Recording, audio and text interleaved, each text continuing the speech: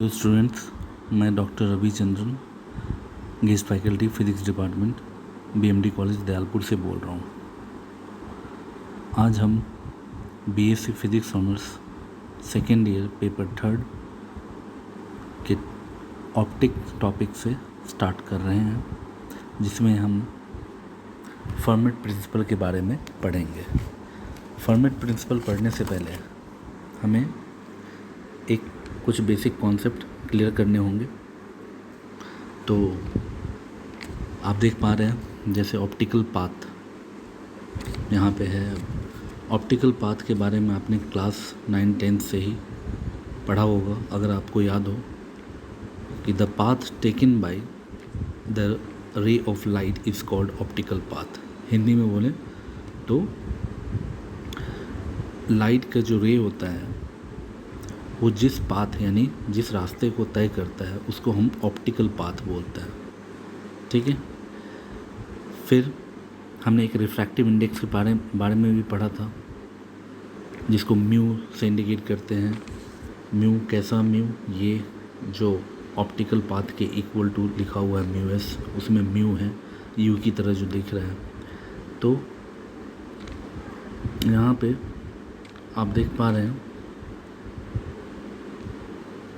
Refractive index होता क्या है। तो रिफ्रैक्टिव इंडेक्स ये बताता है कि किस मीडियम में लाइट की स्पीड ज़्यादा होगी और किस मीडियम में लाइट की स्पीड कम होगी। तो उसको रिफ्रैक्टिव इंडेक्स बोलते हैं। इसका मैथमेटिकल डेफिनेशन ये था कि it is the ratio of speed of light in space upon, I repeat, it is the ratio of speed of light in space या vacuum to speed of light in given medium। तो equation 1.2 आप देखो, मैं बड़ा करके भी दिखा रहा हूँ।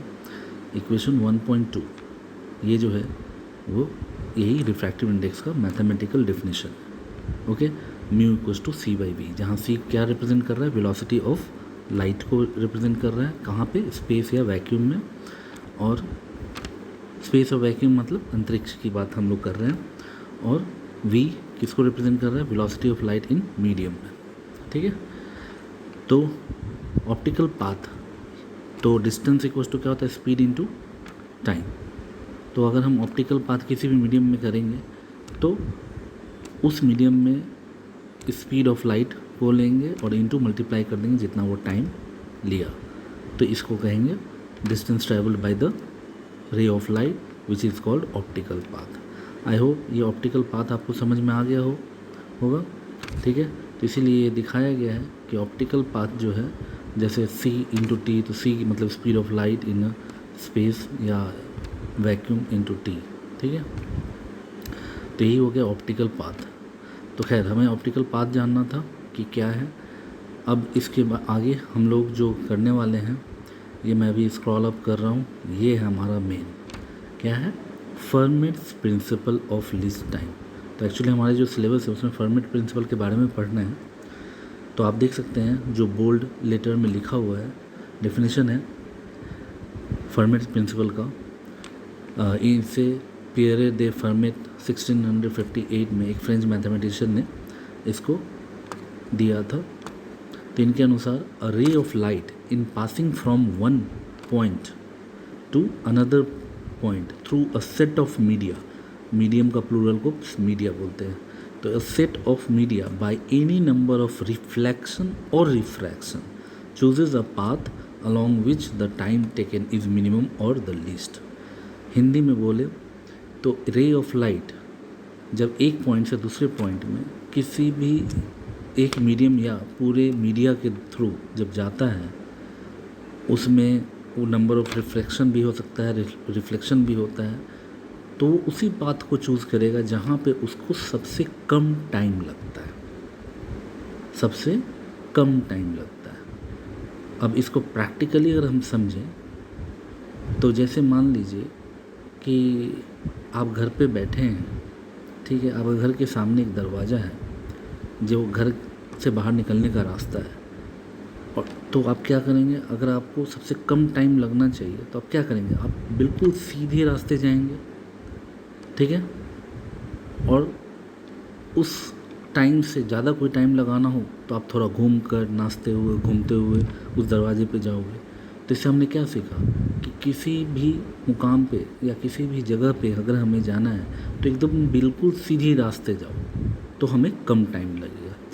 यही है फॉर्मेट प्रिंसिपल, जिसकी वजह से ये पता चला कि कोई भी लाइट क्या स्ट्रेट लाइन में प्रोपेगेट करती है, जिसको हम लोग बोलते हैं रेक्टिलिनियर प्रोपेगेशन ऑफ लाइट, ठीक है। तो इससे ये हमें पता चला कि फर्मेट प्रिंसिपल के आधार पे हम rectilinear propagation of light define कर सकते हैं, लॉज ऑफ रिफ्लेक्शन डिफ़ाइन कर सकते हैं, लॉज ऑफ रिफ्रैक्शन डिफ़ाइन कर सकते हैं। तो ये फर्मेट प्रिंसिपल बहुत इम्पॉर्टेंट चीज़ है जिसके बारे में हमने जाना। ओके, यहाँ पे एक और चीज़ लिखा गया, ज़रा देखो, लिखा हुआ the modified form of Fermat principle of least time is known as Fermat principle of stationary time या Fermat principle of extreme path which may be stated as follow. A ray of light, अब देखो bold letter में लिखा हुआ, a ray of light passing from one point to another through a set of media, यानी एक set of mediums, बहुत सारे mediums में अगर एक रे ऑफ लाइट अगर जा रही है एक पॉइंट से दूसरे पॉइंट में, नंबर ऑफ रिफ्लेक्शन और रिफ्रैक्शन, उसके थ्रू नंबर ऑफ रिफ्लेक्शन या रिफ्रैक्शन भी हो रहा है, तो वो उस पाथ को चूज़ करेगी जहाँ पे टाइम या तो मिनिमम हो या तो मैक्सिमम हो या स्टेशनरी हो।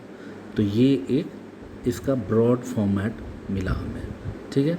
तो मिनिमम भी हो सकता है, मैक्सिमम भी हो सकता है, स्टेशनरी हो सकता है। अब ये क्यों वर्ड यूज़ किया गया इसके बारे में हम लोग बाद में बात करेंगे। तो अब क्या है, अब हमें इस एप्लीकेशन ऑफ फॉर्मेट प्रिंसिपल के बारे में पढ़ना है।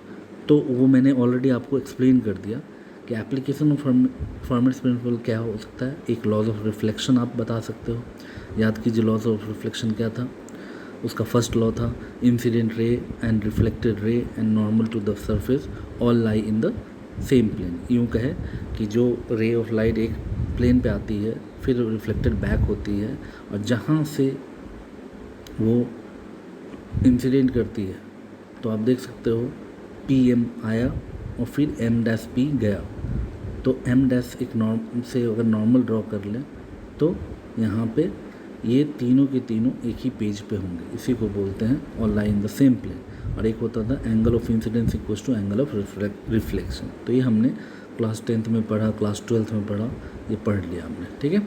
अब इसके बाद अब हम लोग यहाँ पे लॉज ऑफ रिफ्रैक्शन के बारे में भी हम लोग देख लेते हैं। तो लॉज ऑफ रिफ्रैक्शन आपको याद होगा वो क्या था, ये हमें बताता था कि कोई भी लाइट अगर एक मीडियम से दूसरे मीडियम में जा रही है तो उसकी स्पीड कम या ज़्यादा होती है नॉर्मल पे, तो उसको हम लोग उस फिनोमिनन को हम लोग बोलते हैं लॉज ऑफ रिफ्रैक्शन, ठीक है। इन शॉर्ट हम बोल सकते हैं bending of light while going through one medium to another medium at the normal is called refraction, ठीक है। तो ऐसे देख सकते हो यहाँ पे क्या देख रहे हो कि एक रे आ रही है, ये पी एम, ठीक है, रे आ रही है, नॉर्मल एन डैश है, ठीक है, एंगल ऑफ इंसिडेंस दे रखा है। तो अगर मान लिया कि ये रेयरर है ऊपर, यानी एक्स वाई के ऊपर रेयरर है और नीचे डेंसर है, तो नॉर्मल की तरफ मुड़ जाएगी, ठीक है। यही था सेकेंड लॉ। क्या था सेकेंड लॉ, बोलता था जिसको हम लोग बोलते थे स्नेल्स लॉ। ये क्या कहता था, μ2 by μ1 equals to sine i by sine r. Mathematically हमने ये पढ़ा हुआ है, ठीक है। उसके तो ये पार्ट है जो ये इक्वेशन 1.10 है। तो इस तरीके से लॉज ऑफ रिफ्रैक्शन भी हमने देख लिया, ओके। अब तो फर्मेट प्रिंसिपल का क्या है और उसका एप्लीकेशन क्या है ये हमने अच्छी तरह देख लिया। आई होप आपको ये अच्छी तरह समझ में आ गया होगा, ठीक है। तो आप इस वीडियो को फिर से रिवाइज करने के लिए आप रिपीट करते रहो, देखते रहो, ओके। और अपना ख्याल रखिए, फिर हम लोग अगली क्लास में मिलते हैं। Till then take care, bye, thank you.